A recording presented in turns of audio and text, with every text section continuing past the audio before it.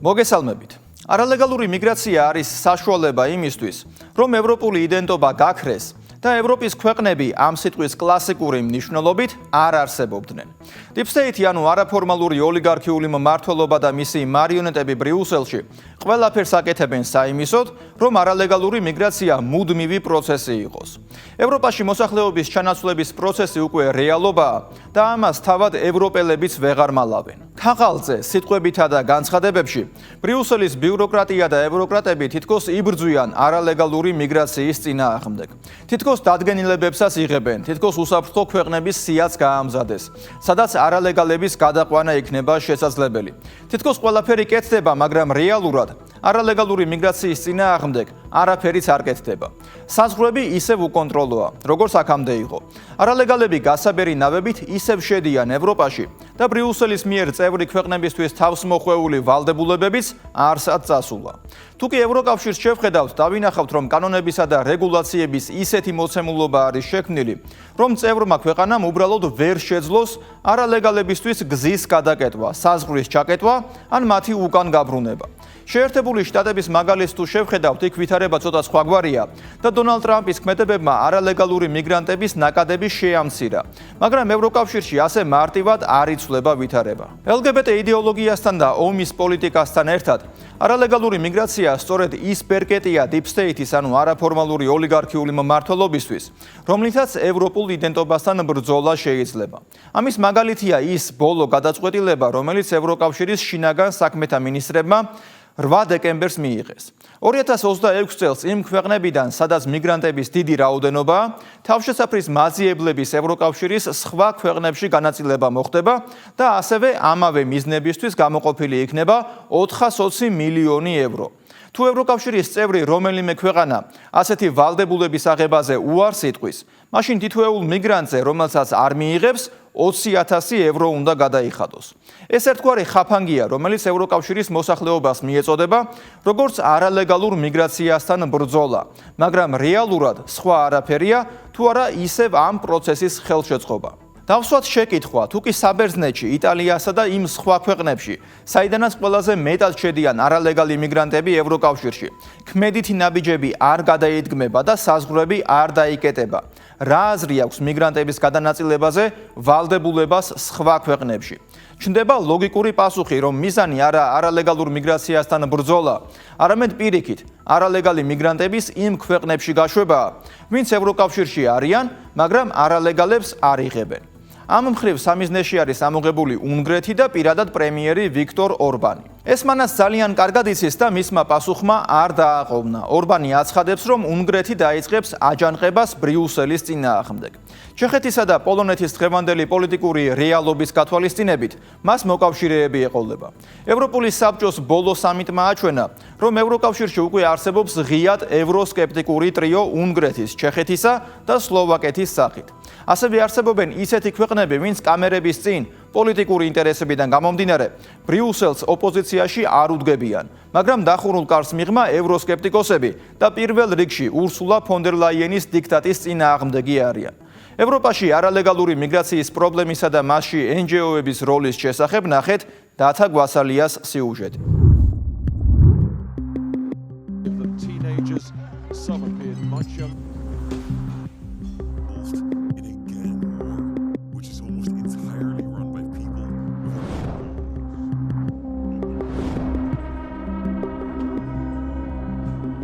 უკონტროლო მიგრაცია ის მეტასტაზაა, რომელიც Deep State-ის მიერ მართულმა ბრიუსელმა ევროკავშირში ჯერ გააჩინა, შემდეგ კი განუკურნებელ სცენად აქცია.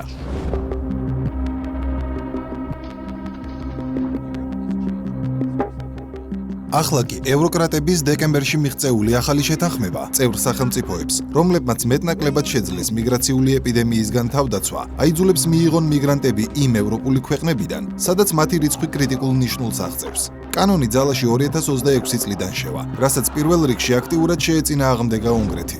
სახელმწიფო, რომელიც მიგრაციული პოლიტიკის გატარებაზე უარის თქმის გამო ყოველდღიურად ჯარიმას უკვე უხდის ბრიუსელს. ბრიუსელმა გუშინდელი მიგრაციის გადაწყვეტილებით უნგრეთის წინააღმდეგ ახალი აბსურდული და უსამართლო თავდასხმა წამოიწყო. უნგრეთი ევროპის თავდაცვის ყველაზე მყარი ბასტიონია და მხოლოდ ამ წელს 10,000-ობით ადამიანი შეეცადა ქვეყანაში უკანონოდ შემოჭრას. ჩვენ ისინი ჩვენი სასაზღვროღობითა და ათასობით მესაზღვრით შევაჩერეთ, რის გამოც ბრიუსელი დღეში მილიონი ევროს ოდენობის ჯარიმით გვსჯის. ჩვენ ჩავკეტეთ სამხრეთის მარშრუტი, თუმცა მიგრაციის პაქტით ახლა დასავლეთის ფრონტის წინაშე ვდგავართ. მიგრაციული პაქტის ირგვლივ დაპირისპირება ბუნებრივია, თუმცა ყველაზე მნიშვნელოვანი ამ ისტორიაში ისაა, თუ როგორ ცდილობს ბრიუსელის ევრობიუროკრატია იმგვარი გადაწყვეტილებების მიღებას, რომელიც საბოლოო ჯამში წევრ სახელმწიფოებს აიძულებს მათი ეროვნული ინტერესების საწინააღმდეგოდ მოქმედებას. ეს Deep State-ის მიერ კონტროლირებადი სქემაა, რომელშიც გადამწყვეტი როლი NGO სექტორს ენიჭება. არასამთავრობო ორგანიზაციები მჭიდრო კოორდინაციაში არიან ევროპულ სტრუქტურებთან. მათი მონაწილეობით ხდება სხვადასხვა მნიშვნელოვანი კანონპროექტებისა თუ რეგულაციების შემუშავება. ასე მოხდა მიგრაციული პაქტის მიღების დროსაც. ევროკომისია და არასამთავრობო ორგანიზაციები მიგრაციის პაქტის განხორციელებას განიხილავენ. ევროკომისია იმედოვნებს არასამთავრობო ორგანიზაციებისა და სამოქალაქო საზოგადოების ჩართულობაზე, რომლებმაც ადგილზე მნიშვნელოვანი როლი უნდა შეასრულონ. თუმცა მთელი ამ ისტორიის ირონია იმაში მდგომარეობს, რომ ეს ორგანიზაციები ოპერირებენ როგორც ვითომ და მიუკერძოებელი და ობიექტური ჯგუფები, მაგრამ რეალობა სრულიად განსხვავებულია. ევროკავშირში ბოლო დროს გახმაურებულმა არაერთმა კორუფციულმა სკანდალმა დაადასტურა, რომ არასამთავრობო ორგანიზაციები პირდაპირ ბრიუსელის დაკვეთებს ასრულებენ. ისინი ცდილობენ ლობირება გაუწიონ Deep State-ის მიერ კონტროლირებადი პოლიტიკური ელიტების ინიციატივებს, რაც შემდგომ გაფორმდება ინკლუზიურად მიღებულ კანონებად, რომელშიც ვითომ და სამოქალაქო სექტორი, ანუ სამთავრობო ორგანიზაციებიც იღებდნენ მონაწილეობას. სინამდვილეში კი ეს ერთი სიმბიოზია, ერთი მიზნით, ერთი იდეით. უბრალოდ განსხვავებულად ოპერირებენ. მათი ერთობა კი დემოკრატიის ილუზიის შექმნას ემსახურება. ბევრ შემთხვევაში NGO-ების პირდაპირი დაფინანსება ემსახურება მხოლოდ ევროკავშირის ნარატივის გაყიდვას. თუ ბრიუსელში შეხვდებით ვინმეს, ვინც პროევროპულ NGO-ში მუშაობს, დიდი შანსია, რომ ისინი პირდაპირ იღებდნენ დიდძალ თანხებს ევროკავშირიდან. ვიქტორ ორბანი ჯერ კიდევ 2018 წლიდან საუბრობდა არასამთავრობო ორგანიზაციების განსაკუთრებულ როლზე ევროკავშირის მიერ მიღებულ მიგრაციულ პოლიტიკასთან დაკავშირებით და მიღებული კანონმდებლობით ცდილობდა პრომიგრაციული NGO სექტორის შეზღუდვას. ამ ინიციატივას კონკრეტული ფაქტები უმაგრებდა ზურგს. პირველი ის, რომ სოროსის ღია საზოგადოების ფონდი აფინანსებს იმ არასამთავრობო ორგანიზაციებს, რომლებიც აფრიკიდან ევროპისკენ მიგრანტების ტრანსპორტირებას უზრუნველყოფს. დამატებით ასევე ცნობილი გახდა, რომ გერმანიის მთავრობა აგრძელებს მილიონობით ევროს გადახდას იმ არასამთავრობო ორგანიზაციებისთვის, რომლებიც ხმელთაშუა ზღვაში მიგრანტებს იზიდავენ და ევროპაში მოჰყავთ, რითაც ფაქტობრივად ხელს უწყობენ არალეგალურ მიგრაციას.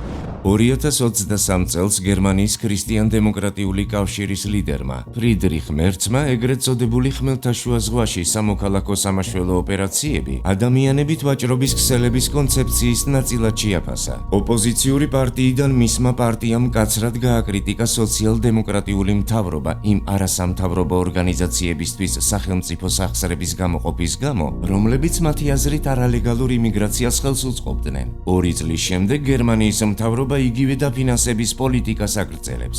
2024 წელს ბერლინმა ხმელთაშუა ზღვაში მოქმედ არასამთავრობო ორგანიზაციებს თითქმის 2 მილიონი ევრო გაუგზავნა. ასოციაცია SOS Humanitarium და Sant-Egidiom ნახევარი მილიონი ევრო მიიღეს. დანარჩენი კი სხვა არასამთავრობო ორგანიზაციებზე გადანაწილდა, როგორიცაა SOS Mediterranean, CAIS და Rescship.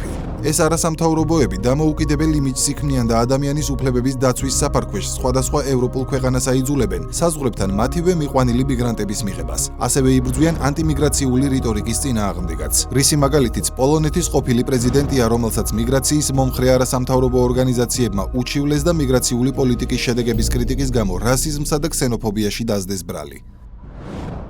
მსგავს ვითარებაში სასაცილოც კი იმის დაჯერება, რომ ბრიუსელში მოქმედი NGO ქსელი ეგრეთ წოდებული watchdog-ების ფუნქციას ასრულებენ ევროკომისიის მიერ ინიცირებულ კანონებზე. NGO-ები სინამდვილეში ევროკომისიას ლობირებენ. თუმცა მხოლოდ ეს არ არის. ფაქტები მიუთითებს, რომ ევროკავშირში შექმნილი ყველა მნიშვნელოვანი კრიზისის უკან სწორედ არასამთავრობო ორგანიზაციების ჩართულობა ჩანს, რომლებიც სხვადასხვა ხელისუფლებებზე ზეწოლის მექანიზმად გამოიყენება Deep State-ის მიერ მართული ევრობიუროკრატიის მხრიდან. ბრიუსელი ბევრ ფულს ხარჯავს თავად ბრიუსელშიც, არასამთავრობო ორგანიზაციებზე, მაგრამ როგორ იყენებენ ისინი ამ ფულს? ცდილობენ გავლენა მოახდინონ პოლიტიკურ გადაწყვეტილებებზე. ამ ფულადი ნაკადების კვლევა სინამდვილეში წინა მოწვევის დროს დიდი კანონ პროექტის, ბუნების აღდგენის კანონზე მუშაობისას დაიწყო. ეს არის ძალიან მნიშვნელოვანი და ცნობილი კანონმდებლობა ბიომრავალფეროვნების შესახებ და მასზე დიდი პოლიტიკური ბრძოლა მიმდინარეობდა. სწორედ მაშინ შევამჩნიეთ, რომ კომისია ეხმარებოდა არასამთავრობოებს, კომპანიებს და სხვადასხვა ქსელებს ბრიუსელში, რათა მათ ჩვენზე, ევროპარლამენტარებზე მოეხდინათ ზეგავლენა და ამას აკეთებდნენ გადასახადების გადამხდელთა ფულით. მიგრაცია თუ ევროპას დემოგრაფიულ კრიზისსა და ქაოსში ძირავს მულტიკულტურალიზმის სახელით, ეგრეთ წოდებული მწვანე შეთანხმების კანონ პროექტი ევროპის ეკონომიკას ნაწილებად შლის და აქაც გადამწყვეტი როლი სწორედ არასამთავრობო ორგანიზაციებს ჰქონდათ. ნიდერლანდურმა გაზეთმა De Telegraphმა გამოავლინა, რომ ევროკომისია ფარულად აფინანსებდა გარემოს დაცვის ჯგუფებს, რათა მათ აქტიურად გაეწიათ ლობირება ევროპარლამენტში, გატარებულიყო მწვანე შეთანხმების კანონმდებლობა. მაშინ ევროკომისარმა პიერ სარიფინმა მწვანე შეთანხმებასთან დაკავშირებით გამართულ დებატებზე განაცხადა. რატომ გვაქვს ეს დებატები? რადგან მართლაც იმ შეთანხმებებში, რომლებიც გაფორმდა, არსებობდა დებულებები, რომლებიც ავალდებულებდა არასამთავრობო ორგანიზაციებს შეესრულებინათ ძალიან დეტალურად განსაზღვრული კონკრეტული საქმიანობები, მიმართული კონკრეტული ევროპარლამენტარების ან კომისიის კონკრეტული სამსახურებისკენ. როდესაც მწვანე შეთანხმებაზე ვსაუბრობთ, აუცილებლად უნდა გავიხსენოთ გერმანია, ევროპის ეკონომიკური ხერხემალი, რომელიც სწორედ მწვანე პოლიტიკის წყალობით გადაეშვა კრიზისების მორევში და თან გაიყოლა ევროგაერთიანების ეკონომიკური უსაფრთხოება. NGO სექტორი მაშინ ერთ-ერთი პირველი იყო, ვინც აგრესიულად მოუწოდებდა გერმანიის მთავრობას სუიციდური ნაბიჯისკენ, გაეუქმებინა ატომური ელექტროსადგურები. ანგელა მერკელმა ეს ნაბიჯი გადადგა, თუმცა არასამთავრობო ორგანიზაციებმა ქვეყნის მასშტაბით დარჩენილ 3 რეაქტორზეც მიაპყრეს ყურადღება, რათა გერმანია სრულად გამოცვლოდა ბირთვული ენერგიისგან მიღებული ბენეფიტები. მაშინ ევრონიუსი გადმოსცემდა. შაბათს გერმანიის მასშტაბით 3 ბირთვული ელექტროსადგურის მახლობლად დამატებითი საპროტესტო აქციებიც გაიმართება. საბოლოოდ გერმანიაში ყველა ბირთვული ელექტროსადგური დაიხურა, რამაც ქვეყანა ჯერ რუსულ ენერგიაზე სრულად დამოკიდებული გახადა. 2022 წლის შემდეგ კი ომის გამო დაწესებული სანქციების ფონზე მისი ეკონომიკა რეცესიამდე მივიდა, თუმცა NGO სექტორში მაინც აცხადებდნენ. გერმანიის ბირთვული ენერგიის თანდათანობით გაუქმება არის გონიერების გამარჯვება მოგების სურვილზე, ძლიერ კორპორაციებსა და მათ კლიენტ პოლიტიკოსებზე. ეს არის ხალხის მიერ მართული წარმატება ყველა დაბრკოლების მიუხედავად. კიდევ ერთი მკაფიო მაგალითი ვნახოთ, რომ NGO სექტორს არანაირი კავშირი არ აქვს სახელმწიფოს ეროვნულ ინტერესებთან. კერძოდ, ბირთვული ელექტროსადგურების დახურვის შემდეგ და ომის გამო დაწესებული სანქციების პირობებში გერმანიას მოუწია აემუშავებინა ნახშირზე მომუშავე სარეზერვო ელექტროსადგურები, რათა ეკონომიკა და ინდუსტრია სრულად არ ჩამოშლილიყო. გერმანული გარემოს დაცვითი ჯგუფი დედამიწის მეგობრები გერმანია კი ამდენად კრიზისულ დროს მთავრობას დამატებით სასამართლოში უჩივის. მათი მტკიცებით ხელისუფლება ვერ ასრულებს კლიმატის მიზნებს, რაც 2045 წლისთვის კლიმატურ ნეიტრალობას გულისხმობდა. ასე რომ მიგრაციული კრიზისის შემდეგ აღკარაა, რომ გაერთიანების ეკონომიკური კრიზისის გაღრმავებაშიც NGO სექტორს უდიდესი როლი აქვს, მაგრამ აქაც არ სრულდება ისტორია. არასამთავრობო ორგანიზაციები გამოიყენებიან Deep State-ის მიერ მართული ევრობიუროკრატების კონკურენტი პოლიტიკური ძალების წინააღმდეგ, რაც სრულად აშიშვლებს საუკუნის ტყუილს იმის შესახებ, რომ NGO სექტორი დემოკრატიის მდგრადობის ერთ-ერთი ფუნდამენტია, რაზეც ილონ მასკიც საუბრობდა. არასამთავრობო ორგანიზაციების ბიუროკრატია აკონტროლებს ევროპას, რაც მოსახლეობას დემოკრატიას ართმევს. ამ დებულების გაგრძელებაა პოლონური გამოცემის ვრცელი სიუჟეტი, საიდანაც ვიგებთ, რომ გარემოს დაცვით ორგანიზაციებს მიეწოდა დაახლოებით $1 მილიარდი ოდენობის თანხა LIFE პროგრამის ფარგლებში. ევროკომისიამ კი ის ორგანიზაციები, რომლებმაც ამ ფონდებიდან მიიღეს დაფინანსება, გამოიყენა მემარჯვენე პოლიტიკური ფიგურებისა და ევროკავშირის კლიმატური პოლიტიკის კრიტიკოსების წინააღმდეგ ბრძოლისთვის. ისინი ყიდულობდნენ ფიგურანტებს და ახდენდნენ გავლენას არჩევნებზე კონკრეტულ ქვეყნებში. არასამთავრობო ორგანიზაციები, რომ ერთ-ერთ მთავარ ინსტრუმენტს წარმოადგენს Deep State-ისთვის მიუღებელი ძალების წინააღმდეგ ბრძოლაში, ამის უამრავი მაგალითი არსებობს. ევროპის სამოქალაქო თავისუფლებათა კავშირმა, მემარცხენე არასამთავრობო ორგანიზაციამ, რომელიც დაფინანსებულია ევროკომისიისა და ამერიკელი მილიარდერი ჯორჯ სოროსის ღია საზოგადოების ფონდის მიერ ანგარიში გამოაქვეყნა. როგორც წინა მსგავს ანგარიშებში, არასამთავრობო ორგანიზაცია აცხადებს, რომ უნგრეთში დემოკრატიული სტანდარტები იმდენად დაეცა, რომ დღეს მისი ევროკავშირში შესვლა შეუძლებელი იქნებოდა, რომ რობერტ ფიცოს ნაციონალისტური კაბინეტი სლოვაკეთში განზრახ არღვევს აკონტროლებს კანონის უზენაესობის დაცვის მექანიზმებს. რომ ჯორჯია მელონის კონსერვატიული კოალიცია იტალიაში ღრმად ძირს უთხრის კანონის უზენაესობას, მეორეს მხრივ ანგარიში აქებს მემარცხენე ლიბერალებს. ბრიუსელის მიერ დაფინანსებული არასამთავრობო ორგანიზაციები აქტიურად გამოიყენება სხვადასხვა ქვეყნებშიც ძალადობრივი აქციების ორგანიზებისთვის, როგორც ეს ვიხილეთ უფრო ადრე სლოვაკეთში, შემდეგ სერბეთში და ასევე საქართველოში. ასე რომ ეს მაგალითები ადასტურებს იმას, რაც ილონ მასკმა თქვა ცოტა ხნით ადრე NGO-ების შესახებ. ფაქტობრივად მთავრობის მიერ დაფინანსებული არასამთავრობო ორგანიზაციები არის გზა, რომ გაკეთდეს ის, რაც უკანონო იქნებოდა თავად მთავრობა რომ აკეთებდეს. მაგრამ როგორღაც კანონიერად მიიჩნევა, როცა არასამთავრობო ორგანიზაციას გადაეცემა გასაკეთებლად. შემდეგ კი ეს ორგანიზაციები გამოიყენება იმისთვის, რომ კონკრეტულმა ადამიანებმა ამ ორგანიზაციებიდან ფული გამოიტანონ. ეს გიგანტური თაღლითობაა, ერთ-ერთი ყველაზე დიდი, შესაძლოა საუკუნის თაღლითობაც კი. ეს საუკუნის თაღლითობა, როგორც ვნახეთ, წლებია, რაც დემოკრატიის სახელით ყველა ნეგატიური, დამანგრეველი ინიციატივის უკან დგას. ისინი მიუკერძოებელი დამკვირვებლის სახელით მოქმედებენ, თუმცა რეალურად გარედან ფინანსებს მოყოლილ დაკვეთებს ასრულებენ. და თუ დამკვეთის ინტერესში კონკრეტული ქვეყნის ან გაერთიანების კრიზისების ქაოსში მოქცევაა, NGO სექტორი ამ კრიზისების გამოწვევის წინა ხაზზე დგას, რაზეც ანალიტიკურ ცენტრ MCC ბრიუსელში ღიად საუბრობენ. 2011 წელს მიმიწვიეს ღია საზოგადოების საერთაშორისო ფონდის შეხვედრაზე. ლექცია წავიკითხე. შემდეგ მაგიდასთან ვისხედით მე და სოროსის ფონდის წევრები. ჩემ გვერდით იჯდა ამ ქსელის ლიდერი ქალი, რომელმაც დაიწყო ტრაბახი, რომ მათმა NGO-ებმა გადამწყვეტი როლი ითამაშეს ლიბიაში კადაფის დამხობაში. ხალხის ნება მათთვის ისეთი არისი უგულებელყოფად შეიძლება, რადგან ეს NGO-ები სხვა მორალურ სიბრტყეზე დგანან. შესაბამისად, თავიანთი აღმატებული პოზიციიდან გამომდინარე, მათ შეუძლიათ იმოქმედონ ისე, როგორც საჭიროდ მიიჩნევენ. ბევრი მხოლოდ სიტყვებით აღიარებს თუ რა კარგია სამოქალაქო საზოგადოება, მაგრამ ზედაპირს თუ გადაფხეკთ, იქ სამოქალაქო არაფერია. ბოლო 20 წლის განმავლობაში ამ NGO-ებმა არაპროპორციული გავლენა მოიპოვეს როგორც საინფორმაციო ციკლზე, ისე იმაზე, თუ რა საკითხები უნდა განიხილოს ევროკომისიამ. ევროკომისია ლეგიტიმაციისთვის ეძებს ევროპულ დემოს, რომელიც არ არსებობს, ამიტომაც გადაწყვიტა, რომ სანამ ხალხს იპოვის, ეს NGO-ები გამოიყენოს მათ შემცვლელად. ტერმინი არასამთავრობო ორგანიზაცია ტყუილია. ეს ხალხი მთავრობის გაგრძელებაა. ის რომ არასამთავრობო ორგანიზაციები კონკრეტული ძალების ხელში პოლიტიკურ ინსტრუმენტს წარმოადგენენ, მათ შორის არა მხოლოდ ევროპის შიგნით, არამედ მის ფარგლებს გარეთაც, ძალიან კარგად არის ცნობილი საქართველოში. გარედან დაფინანსებული და შესაბამისად გარედანვე მართული NGO ქსელი ზუსტად იგივე პრინციპით მოქმედებს აქაც. თუ ევროპაში ყველა კრიზისის უკან მათი როლი განუზომელია, ასეა საქართველოშიც. NGO სექტორი ქართულ რეალობაშიც ცდილობდა კრიზისების შექმნას და საკუთარ თავს ყოვლის მცოდნე კასტად წარმოაჩენდა, რომელსაც უფლება აქვს ყველა საკითხში ჩაერიოს და უკარნახოს ხელისუფლებას რა არის სწორი და რა არა, უკარნახოს ხალხს, როგორ უნდა იცხოვრონ და როგორ არა. სწორედ NGO-ები არიდგნენ რამდენიმე რევოლუციის მცდელობის უკან საქართველოში, ატარებდნენ ანტისამთავრობო აქციებს, ითხოვდნენ ეგრეთ წოდებული გარდამავალი მთავრობის ფორმირებას, რომელშიც გადამწყვეტი სიტყვა მათ უნდა ჰქონოდათ.